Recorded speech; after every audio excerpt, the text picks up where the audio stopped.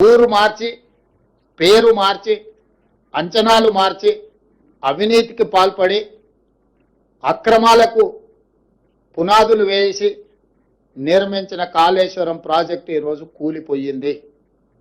స్పష్టంగా కమిషన్ ఇందులో ఈ వివరాలన్నిటిని పొందుపరిచింది.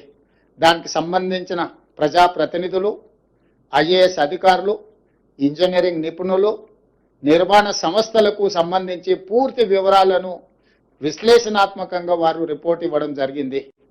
ఈ నివేదికను ఈరోజు మంత్రివర్గంలో ఆమోదించడమే కాకుండా రాబోయే రోజుల్లో శాసనసభలో ప్రవేశపెట్టి అన్ని రాజకీయ పక్షాలకు వారి అభిప్రాయాన్ని చెప్పే అవకాశం కల్పించి, including leader of opposition the then chief minister Chandrasekhar Rao గారు, ఆనాటి సాగునీటి పారుదల మంత్రులు, ఇతర మంత్రులందరూ కూడా ఆనాటి మంత్రివర్గంలో ఉన్న వాళ్ళందరూ కూడా వాళ్ళ అభిప్రాయాలు చెప్పడమే కాకుండా చట్టసభలలో, శాసనసభలో కావచ్చు, శాసన మండలిలో కావచ్చు, ప్రజాప్రతినిధులు స్పష్టంగా ఈ నివేదిక పట్ల ఒక అవగాహన తెచ్చుకోవడమే కాకుండా వాళ్ళ అభిప్రాయాలను స్వేచ్ఛగా చెప్పడానికి అవకాశం కల్పించాలని ఈరోజు మంత్రివర్గ సమావేశంలో మేము నిర్ణయం తీసుకున్నాం.